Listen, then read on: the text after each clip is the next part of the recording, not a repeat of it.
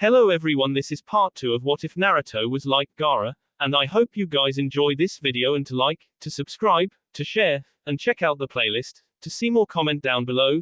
Now let's start the intro. They call me a god. They call me a god. They call me a god. Join my membership, the perks are great. It's in the description. Be sure to like and subscribe, it gives me more motivation. Enjoy. Hinata's life began to flash before her eyes as she watched Naruto advance slowly towards her and Iruka-sensei. The heavy footfalls that he made were like seconds on a clock that had been set to move slowly. She wanted to run but her legs wouldn't allow her to move, it was like she was frozen from the end down. Every time she tried to move her limbs wouldn't respond, she felt fear that she never knew existed. Soon Naruto was inches from her, his claw glistened in the pale moonlight from the drying blood. He lightly pressed it to her cheek, causing her to shiver slightly. He then turned to Iruka, who was swung over her shoulder. His dark red eyes glowed like fire as he lowered them to his sensei, the chakra tail behind him. Swished with the anticipation of another K, he then left out a low growl, then the chakra began to dissipate slowly at first, then it was gone. Naruto's eyes changed back to their former blue color, his claws had returned to normal-sized nails. I'm sparing you only because I owe your father for saving my life and I can't repay that debt if I take yours, said Naruto. He then turned to Iruka. You were the only person in this village who was ever kind to me. I'm not going to harm you, Iruka-sensei, said Naruto, feeling some of his bottled-up rage dissipate slightly. Naruto, close your eyes for a moment, said Iruka. Naruto glared at him for a moment, then closed his eyes. He then felt a piece of cloth being wrapped around his head. Okay Naruto, open them, said Iruka. Naruto did as he was told. He first noticed that Chunin wasn't wearing his headband. Naruto then raised his hand to his forehead to feel a smooth, cool metal plate. Thank you sensei, said Naruto, his voice carried no emotion in it. You're welcome Naruto, said Iruka. He then fainted from chakra exhaustion. Hinata fell over with Iruka on her back. Naruto sighed and rolled his eyes as he walked over to help his injured sensei to his feet. They then started their trek out of the forest. Halfway out of the forest, Naruto suddenly stopped, causing Hinata to fall forwards, taking Iruka with her. I know you're there, come out, I've got the scroll, said Naruto. Then several Junin and Chunin ranked ninja appeared out of thin air or puffs of smoke. Naruto then walked forwards and placed the scroll on the ground, then took a few steps back. One of the ninja jumped from a tree and landing gracefully in front of the three. Naruto looked closely at the ninja's headband and saw that he wasn't of the leaf shinobi but of the rain. Are you the ninja from the village hidden in the rain? He asked. The ninja nodded as he reached for the scroll, only to find his arm had been severed from his body. He let out an ear-splitting scream as blood gushed from the severed limb. The ninjas in that surrounded them jumped down and formed an impenetrable circle. Around them Naruto smirked as he counted the ninja. 20. Well, I guess this is better than nothing, he sighed as he started to glow bright red, once again becoming covered in a fox shroud. A maniacal smile appeared on his face as he took on the features that he had in his fight with Mizuki. What are you? Said one of the ninja. He never got his answer as Naruto disappeared and viscously attacked them. It all happened in a matter of seconds. The area was covered with chunks of SDF and crushed hearts. Naruto let out a roar of delight as he walked towards the last of the ninja. He picked him up with his back to him, then he raised him over his head. He then started to bend the ninja. His spine cracked as he applied pressure until the ninja was broken in half. Then he grabbed the man's head and spared it from his shoulders, throwing both to the side. The head hit the ground with a sickening thud. Naruto surveyed the area for any survivors. There were none. He then started to laugh maniacally as he felt the fox's power recede behind the seal. He then turned to Hinata. His body was now covered from head to toe in the drying blood of his enemies. The ground was now drenched in blood, causing it to become thick and muddy. He picked up the scroll from the only dry patch and then walked back over to assist Hinata with Iruka. They soon exited the forest to find it was surrounded by leaf Junin. This time Naruto placed the scroll in front of them and then backed away from it. An Ambu ninja appeared. Then took the scroll and left within a matter of seconds. Then the ninja started towards Naruto. Just a far warning, if you want to harm me or either of these two you will said Naruto. A red fox claw appeared along his arm. He's controlling the power of the fox like that in such a short amount of time, thought Iruka. The sight of the chakra fox claw caused some of the Junin to back away. Only one stepped forwards. His face was hidden behind a blue mask. He was wearing his headband so that it drooped over his right eye. He was wearing a standard Junin uniform, a blue jumpsuit with a green vest. "Don't worry Naruto, we're not here to harm you or the others, we just want to talk," said the man, trying to keep him calm. Naruto's chakra claw receded and all that was left was a normal hand. Iruka stepped up to the Junin Naruto was now expecting the ninjas to attack him as soon as Iruka told them what had happened. It was Mizuki. He tricked Naruto into stealing the forbidden scroll so that he could take it to the village hidden in the rain. As a way of showing good faith, Naruto is innocent in all of this. Nonetheless, he killed Mizuki after he tried to attack Hinata and myself, said Iruka. Naruto stared at his sensei in shock. He didn't blame him, he was actually defending him. There must be an angle to him helping me, thought Naruto as the Junin nodded. Then they all disappeared. Iruka walked back over to Naruto, who was glaring at him. "Alright, what do you want me to do now, that you've helped me?" asked Naruto. "I want you to become the best ninja in the village, that is my fee," said Iruka, staring at Naruto with a cheerful face. Naruto's glare turned to shock again. "That's it, no, lick my boots, no using me for target practice. You want me to become the best ninja in the village?" said Naruto with a questioning look. "Nope, that's it," said Iruka. "Well, consider it fulfilled, because once I've completely mastered my new power, I will be the most powerful ninja in the village, greater than even the Hokage," said Naruto. His eyes turned a blood red, then back to blue. Now that sounds like the old Naruto, thought Iruka. They headed back to the village. Naruto and Hinata dropped Iruka off at the hospital, then they went their separate ways. Naruto walked to a run-down building that had a condemned sign on it. He ignored it and walked inside. The main lobby was nearly brand new, as was the purple paint that was now starting to fade on the walls. The red-tiled floor had a few cracks in them but was relatively new. To his right was a flight of stairs covered in the same purple tiles. He walked up the stairs in relative silence until he came to a single room at the very top of the stairs. He pulled out a set of keys and unlocked the door. Upon entering, he found a room that had an upturned and slashed mattress, the floor littered with ramen cups, and dried ramen from open containers. Above the slashed mattress, spray painted on the Titan wall, was S-Demon. He sighed and began to tidy up his room.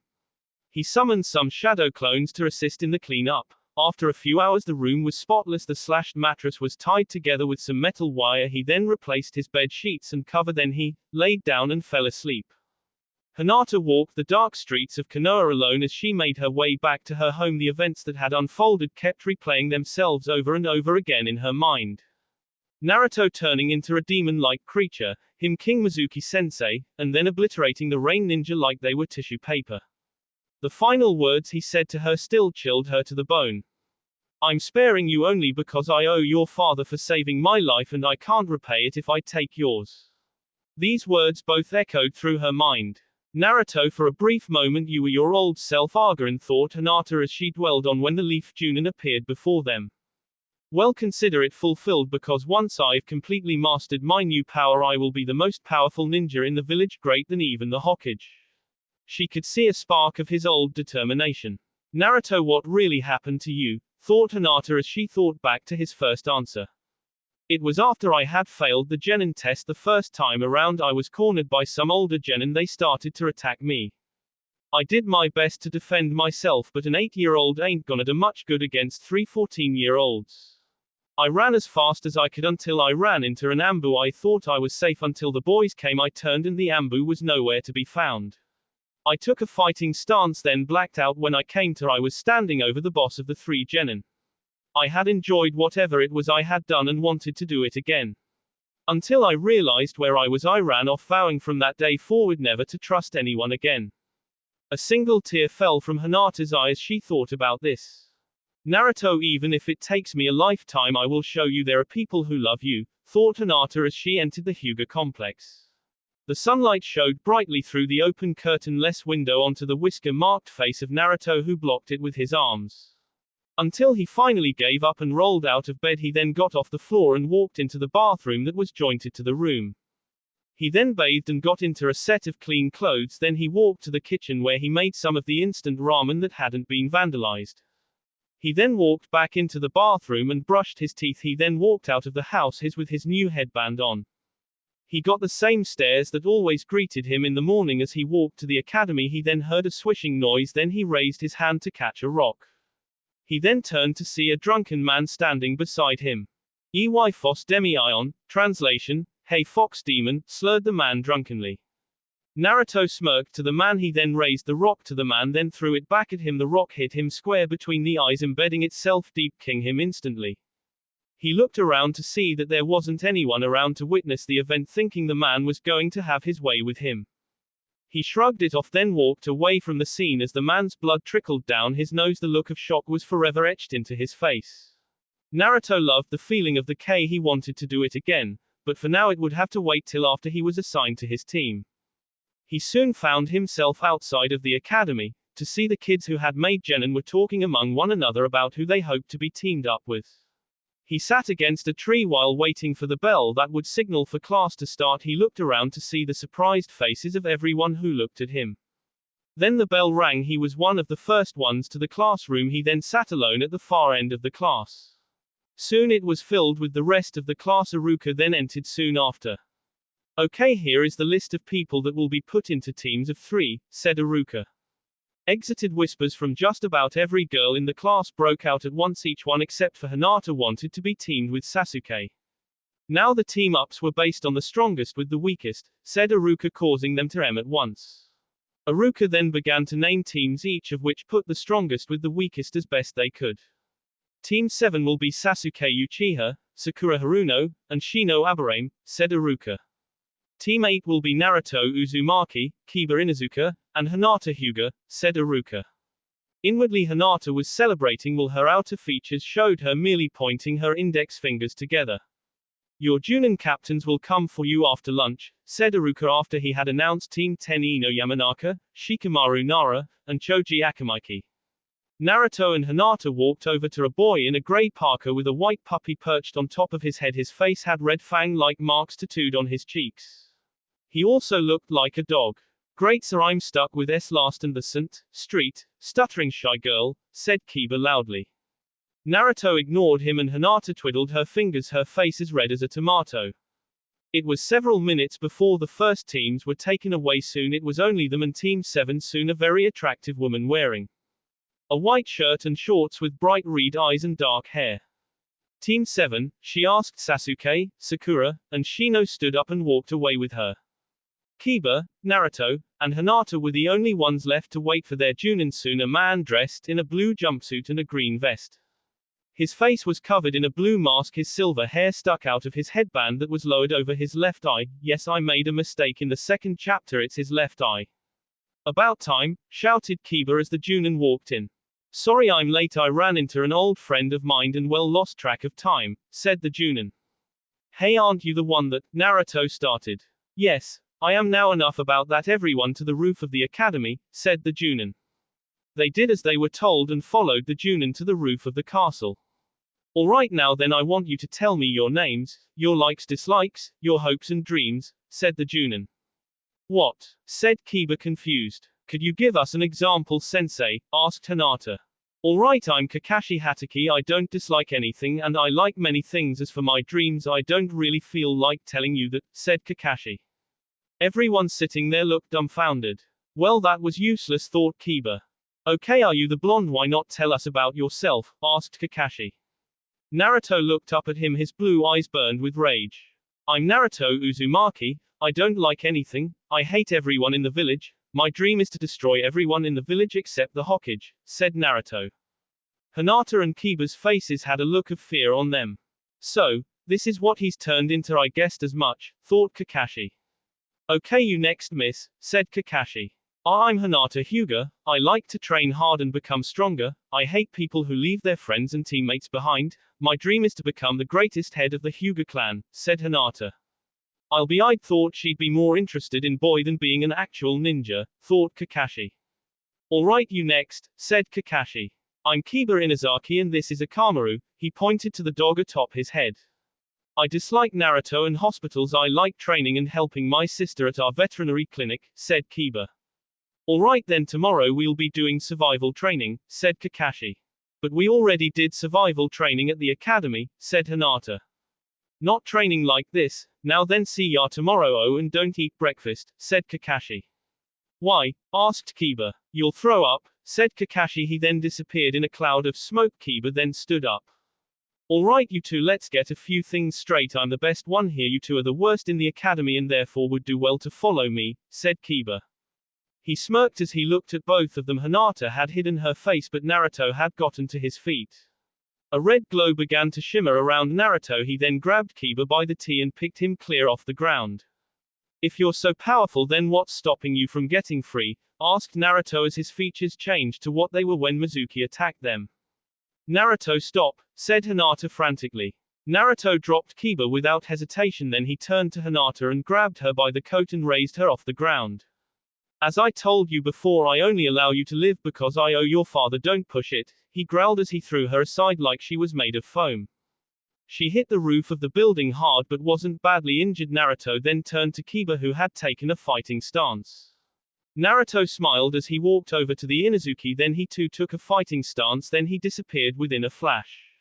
He reappeared behind Kiba with a kunai to his tee. Come on dog breath, is this the best you've got? Said Naruto. Kiba gulped as Naruto brought the kunai closer to his tee. The edge was millimeters from his skin. Please don't K me, said Kiba, his face now chalk white. But why not? You challenged me, didn't you? It's only fitting that I should K you, said Naruto as the chakra that surrounded his body became thicker. Kiba then passed out and fell backwards away from the blade. Naruto looked down at the unconscious boy before him, then walked away. His chakra had dissipated again. He's not worth the effort, said Naruto as he then jumped to the ground, then walked away, leaving Hinata with Kiba and the trembling Akamaru. Naruto, thought Hinata as she walked over to Kiba to shake him awake. After a few tries he finally stirred, then shot straight up.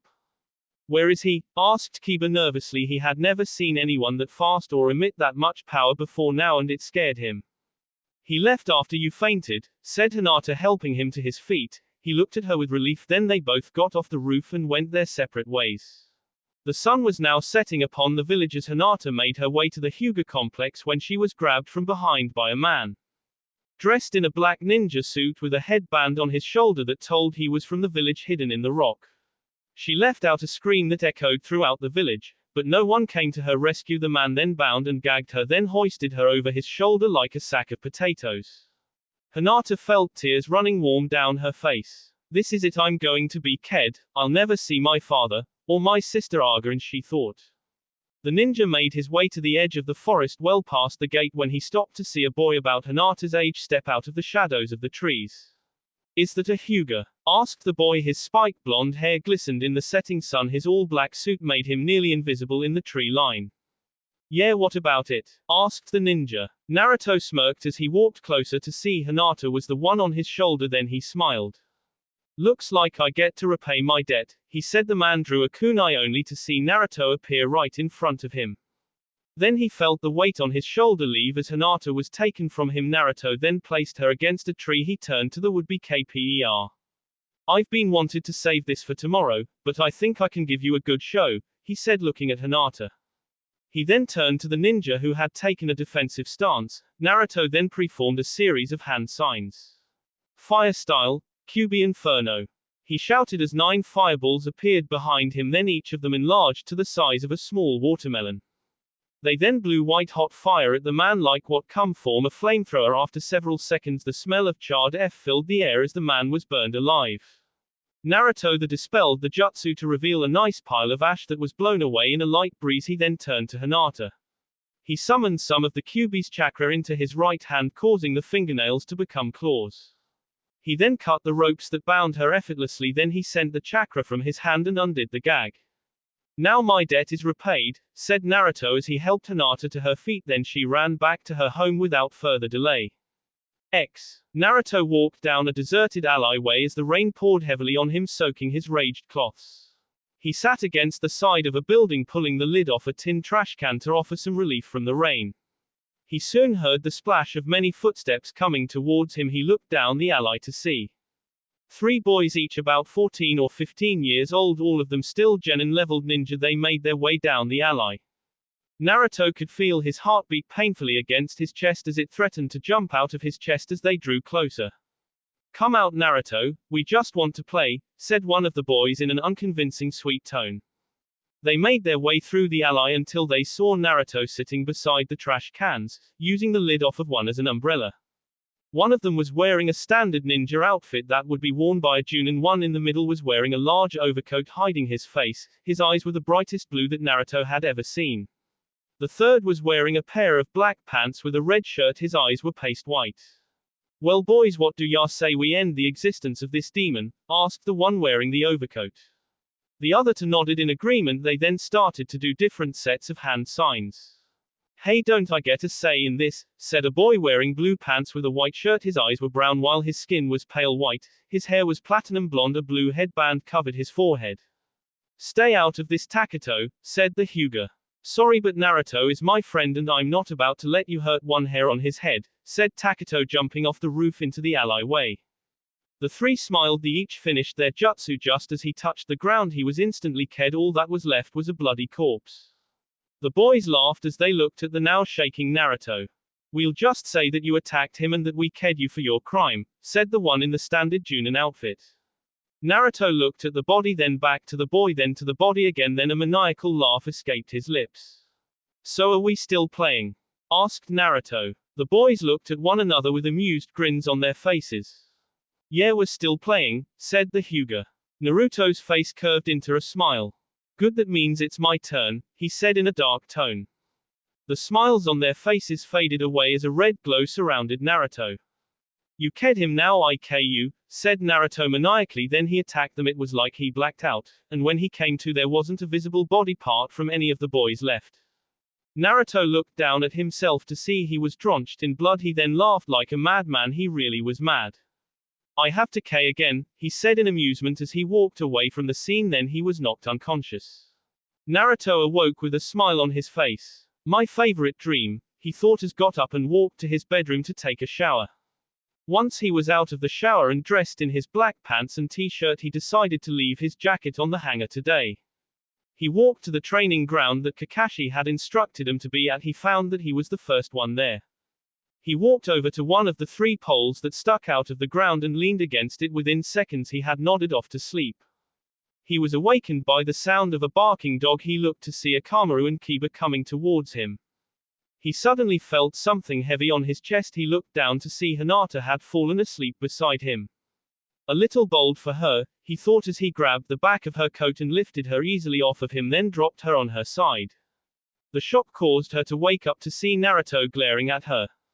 I've already warned you once, Hyuga, now it's time to act, said Naruto, drawing a kunai. He walked towards Hinata, then grabbed her arm. She tried with all her might to withdraw it, only to watch as Naruto slashed deeply into her forearm. Then he channeled the red chakra of the Kyuubi into her open wound. She let out a deafening scream as the wound healed itself. Once the wound was sealed, the Kyuubi's chakra shot out of her skin, causing her to feel pain beyond measure. Naruto laughed while he did this. Hinata's cries were like a sweet symphony to his ears as the last of the chakra finally left her arm, leaving it looking as if it hadn't been touched. That was just a taste of what will happen if you cross me. If you attack me, only death awaits, said Naruto. His eyes glowed fiercely at her tear-stained face. Hinata stared at him in horror. He's a monster, she thought. Then an image of AS boy flashed in her mind. What was that? She thought as more images poured into her head until they became a memory to her. Naruto, she thought as the answer to his madness made itself clear to her. Kiba came running up the slope. What's wrong, Hinata? What happened? He asked, looking around. JJ just had a bad dream, she stuttered. Naruto looked at her with a shocked expression. Her too, he thought. Suddenly a puff of smoke announced the arrival of Kakashi-sensei. Looks like I'm only a little late this time, he said. They all seemed to have ignored his comment. He then pulled out 2 bells. Your training today will be to remove these 2 bells from my possession, but there's a catch. If can't pass this test, then you'll all be sent back to the academy. But if 2 of you get the bells, then 1 of you will be tied to this tree and watch while the rest of us eat lunch, or all 3 of you will be tied and I'll enjoy my lunch right in front of you, said Kakashi, placing the bells on his belt loop. Ready and go, shouted Kakashi as everyone then disappeared from sight. Oh yeah, you've got to come at me with the means to K, said Kakashi. Okay, Hinata is hiding in a tree, Kiba in the bush below, but where is Naruto? Thought Kakashi. Naruto smirked as he stared at his prey. He then began to perform a set of hand signs. Once completed, the area behind Kakashi seemed to shimmer slightly. He then crept over to Kiba. Alright dog breath, listen up, I need you to attack Kakashi, said Naruto. And why should I listen to a dope like you? Asked Kiba. Because I've got a trap set for Kakashi that will land us the bells, said Naruto. What about Hinata? Asked Kiba. What about her? If she's faster than either of us, she can get her own, said Naruto. I like the way you think, Uzumaki, said Kiba as he and Akamaru ran at Kakashi, attacking in the direction Naruto had told him he'd set the trap. Naruto then snuck over to Hinata. Hinata, I want you to use your Byakugan and tell me exactly where Kakashi is hiding after Kiba attacks, said Naruto. Hinata nodded, then activated her Byakugan. The pupilless eyes seemed to focus somewhat and the veins in her temples bulged through the side of her head. She could see Kakashi very clearly. Then she saw Kiba attack Kakashi. He then turned into a log, then reappeared within a chakra-filled area. He's in an area overloaded with chakra, said Hinata. Naruto smirked as he preformed one final hand sign. Wind style, vacuum vortex jutsu, said Naruto. Hinata watched as the chakra around Kakashi swirled, causing the air inside it to be slowly sucked out. Naruto then walked towards Kakashi with Hinata behind him. He had a smirk on his face as he stared down his prey. The bells still tied to his belt loop jingled merely. The way I see it, Kakashi-sensei, you've got exactly 30 seconds to hand over those bells before all the air inside that vortex is sucked out. At which point we will get them anyway, because I have no intention of releasing this jutsu otherwise, said Naruto with a maniacal smirk on his face. Kakashi could feel the air around him become thick and heavy. Not wishing to explode due to decompression, he threw the bells through the vortex. There was a slight pop as they hit the air. Then fell through it. Naruto then retrieved the bells. Kakashi nodded to him, inclining that he should release the jutsu. To his horror, Naruto just smirked. Naruto, what are you doing? Release the jutsu, we've got the bells, said Kiba. Naruto continued to smirk as Kakashi fell to his knees. Naruto could hear him gasping desperately for air as it was slowly sucked out of the vortex. Only 10 seconds left. Kakashi-sensei, any last words? Asked Naruto. Naruto, stop it, what are you doing? Yelled Kiba. He said we had to come at him with the intent to K. Well, I intend to K him, said Naruto as looked at the vortex. Only 5 seconds left, he said. Naruto, please let him go, said Hinata. Desperation was clear in her voice. Naruto laughed again, then turned to Hinata. She watched as he didn't make a move to release the jutsu. She could see Kakashi finally lose consciousness, then he turned into a log and it exploded within the vortex. Naruto then dispelled the jutsu. There was a large gush of air as it repressurized. Kakashi then came out from the woods. Well done, Naruto, but how did you know that wasn't me? Asked Kakashi. Naruto turned to him. I didn't, he said coldly with a sad look on his face, leaving Kakashi stunned. Why you are really in TT ended TTT, Kakashi stuttered. To KU, yeah, that was the plan, and by the way, wind style, vortex return, said Naruto as the wind picked up around Kakashi, trapping him within the same vortex as his substitute. Now give me the real bells, said Naruto. Kakashi acted without hesitation and handed him the 2 bells. Okay Naruto, this is the real me, now let me out, said Kakashi. Nah, I think I'll let you after all you did say, with the intent to K, said Naruto coldly as he handed Kiba one of the real bells, then gave Hinata the other. NN Naruto, www.hhhy? Asked Hinata. Because I owed you, said Naruto as he then turned to Kakashi. Right now I'd recon, you've got about 20 seconds of air left, so you better answer quickly, he said. What is it? Gasped Kakashi. Train these 2 to become as strong as a Hokage, said Naruto. IIPP promise, he gasped. Naruto released the jutsu, allowing the air to quickly flood both the area and Kakashi's lungs. He gulped in the air gratefully. Felt privileged you were going to be my K for today, but Hinata and Kiba need a teacher, said Naruto walking away. And just where do you think you're going? Asked Kakashi. Back to the academy unless you really wish to, said Naruto as a red chakra swirled around his body like a long red snake. No, that's not it Naruto. Last time I checked you are still a member of this team, said Kakashi. Oh, and how do you figure? Asked Naruto with a mock confused look on his face, although he pretty much guessed from the word go what the test was about. It was a test to see how well you performed as a team and you all passed, said Kakashi with a smile that seemed to show through his mask. That's great, now I won't have any reason to pay you thanks for running my day, said Naruto walking away grumpily. Kakashi's only visible eye was now as large as a dinner plate, not because of what Naruto said but because his mask had just fallen off his face, revealing a face that caused Hinata to have hearts in her eyes. If you two reveal what you saw, you'll go straight to the academy, said Kakashi threateningly. Sure sensei, said Kiba evilly, wishing with all his might that he'd had a camera. Naruto then turned to the three. As he was now a good distance away, a tear rolled down his cheek. He finally had friends. That will be all for this video. Be sure to like, subscribe, share, and comment down below for more videos. Goodbye.